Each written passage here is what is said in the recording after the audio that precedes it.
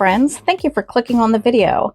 I hope everyone is having a fantastic day. If you're new here, my name is Melissa, and today we're going to flip 3 wooden pieces from the thrift store that can easily be gifted for the holiday. Let's get started. The first piece is similar to a bread box, but I think it might actually be a bagel box. I've never seen one of these before, but I thought it was fantastic. I love all sorts of bread boxes, and I've flipped many of them in the past. So we're going to jump right in here. Please do let me know in the comments if you've seen one of these before and if you know what it is. So we're going to start by giving it a good sanding and a wipe down. There are some raised edges here and some rough edges that I'm just trying to eliminate.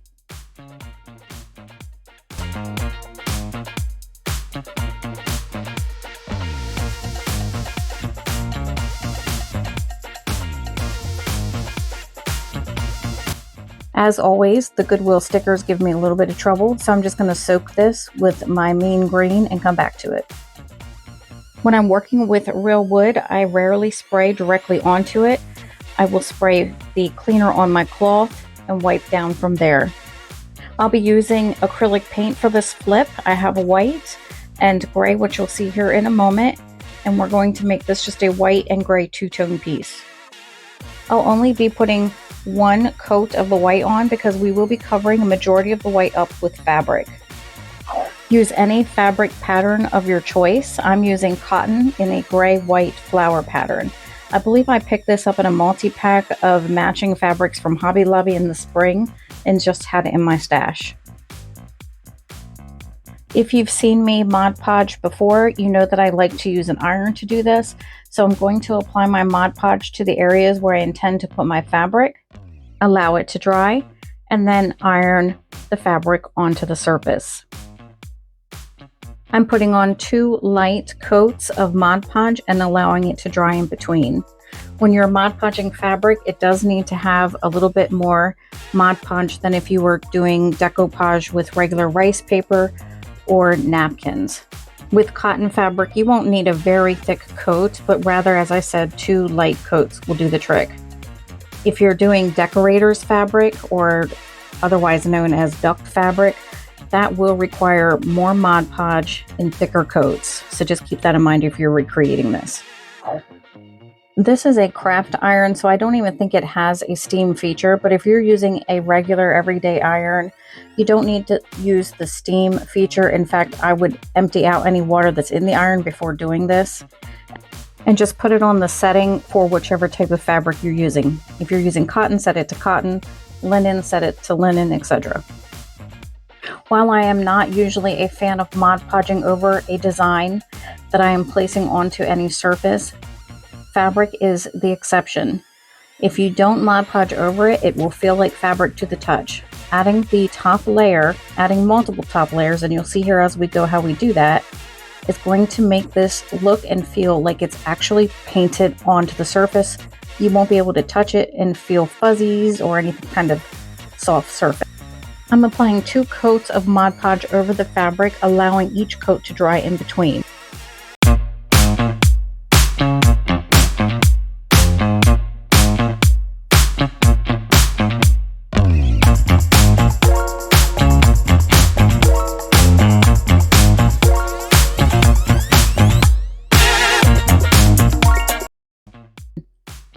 Once that second coat is dry, I'll go in with my sandpaper and clean up those edges.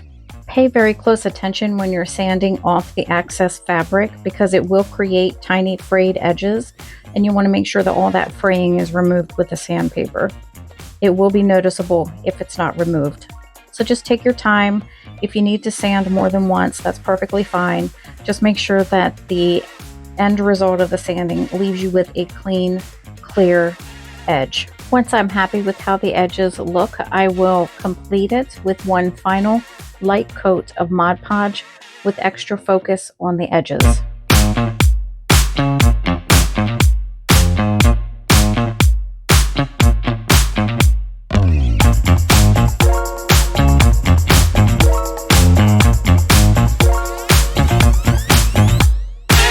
And now I'm just touching up the white paint that I accidentally sanded off.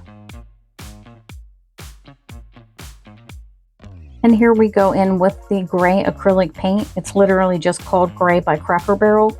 And the top rolling piece will take 2 coats to completely cover. Off camera, I allow it to dry and then go over all of the painted surfaces with clear wax by Waverly.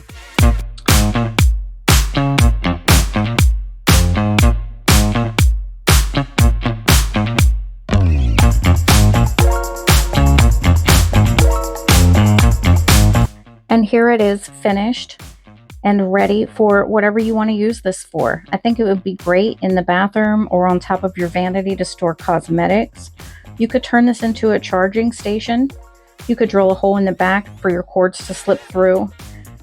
And of course, you can use it in the kitchen where it was originally meant to be used. I hope you like this one. Let me know what you think.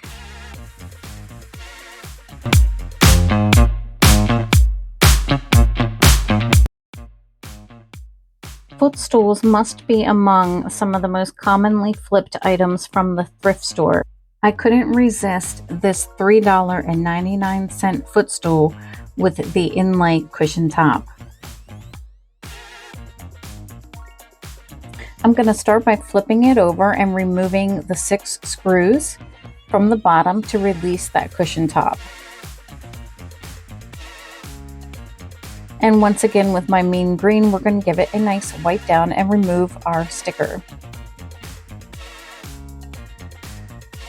The surface has minor dings and dents in it, so I'm going to use chalk paint on this project to cover it.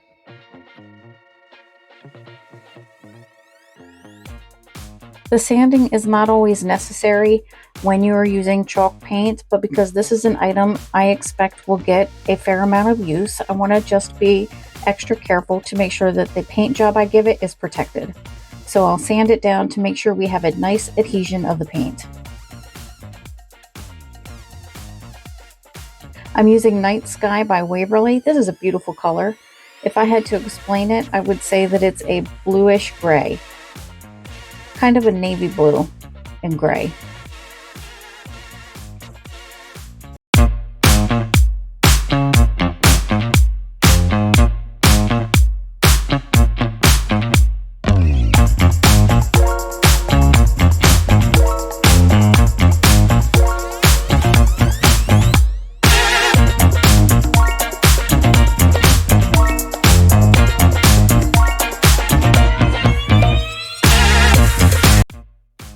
It'll take 2 coats to cover the entire bottom portion of the stool.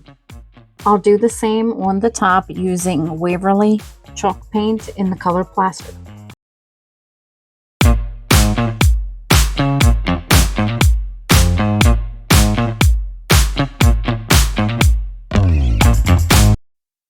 Now that the paint is drying, we will move on to the top, which I think is the fun part.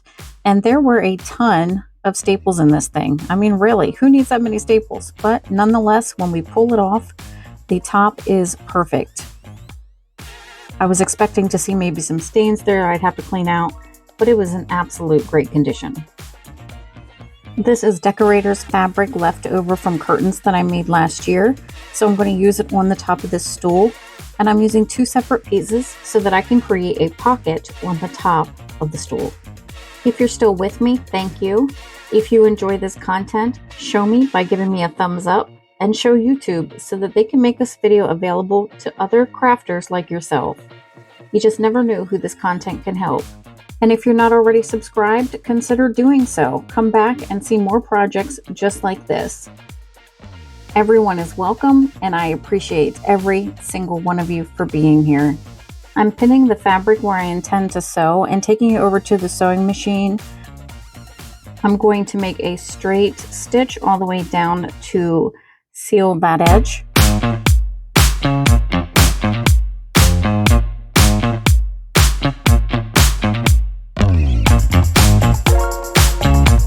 And then I'm going to use the same straight stitch to create a pocket. So you'll see me turning the fabric here to do just that.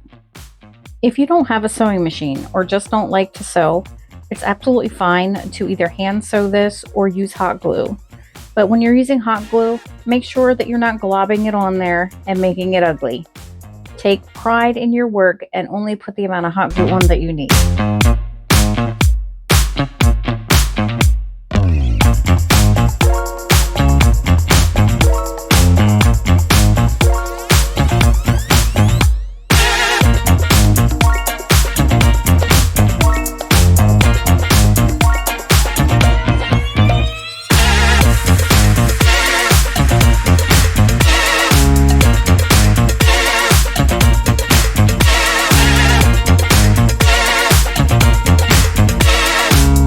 And now I'm just going to wrap the base of the stool with the fabric and staple it down.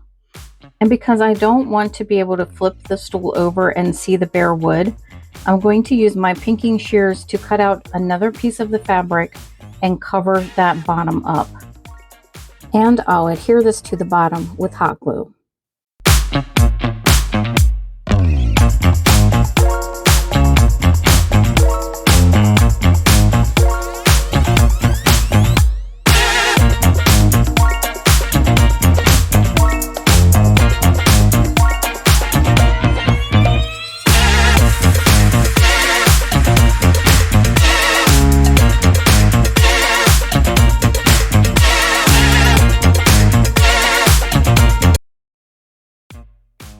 I'll give the cushion a light ironing to remove a fold line and make the pocket edge crisp.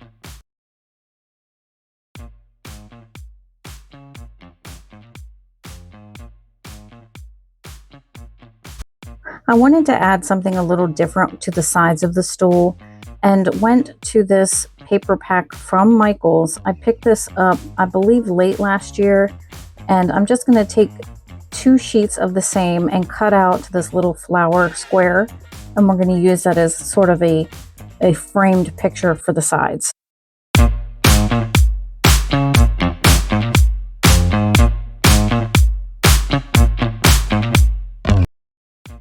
When I cut it out, I leave a little bit of a white edge showing, which we will cover up in just a moment. And now I'm going to create a wooden frame for our little picture. You can use some of these skinny sticks from Walmart that come in an inexpensive pack. I think it's $1 or $2 maybe. Or you can use any other pieces of wood that you might have in your stash. And I'm going to create a mitered edge. This mitered edge is totally optional. You don't have to miter your edges, but we want 4 different pieces for each side of the stool in each picture that are the same size, and we're just going to glue them on. I think the mitered edge gives it a more professional look, but it is optional. And I'm going to combine wood glue with some hot glue to stick this to the side.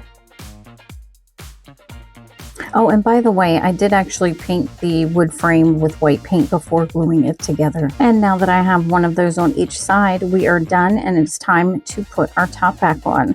So I flip it over, and the screws that originally came in this were rusty, so I dug into my stash and found similar size, and I'm replacing them with nice, shiny, new screws.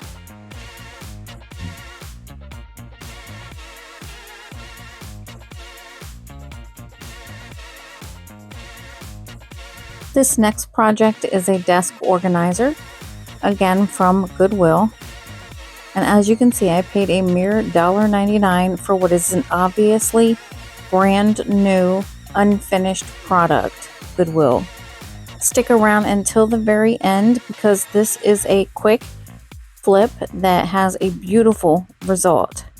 Off camera, I painted the divots where your different products like your cell phone and your sticky notes go. I painted that in a black acrylic paint. All of the other areas are going to be covered in antiquing wax. I don't tend to wipe my wax back like many other crafters do, but I will use a dry foam brush just to make sure that there are no globs of wet wax sitting on the surface that will take a longer time to dry. Mixing together some of that same antiquing wax with a little bit of white acrylic paint, I can add some highlights without making it look blotchy. You'll see me periodically misting the surface with water, and that's just to make the paint movable and blend a little easier.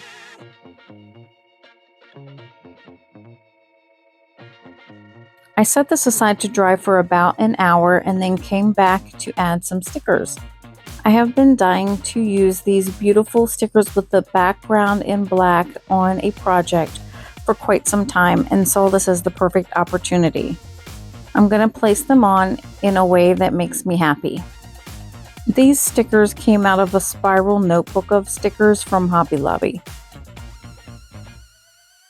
I don't have footage of this, but when the stickers were in place, I covered all of the black areas, including the stickers, with Mod Podge, and you literally cannot tell that they are stickers.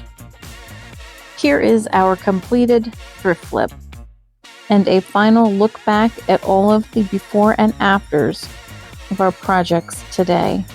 I really do hope that you enjoyed these as much as I did making them. I hope you found inspiration to try something like this on your own. Thrifting allows us to affordably style our homes while customizing it to fit our personalities. Here is another thrift flip video that I think you will enjoy, so go ahead and watch that one next. Thanks again for being here, and I'll see you next time.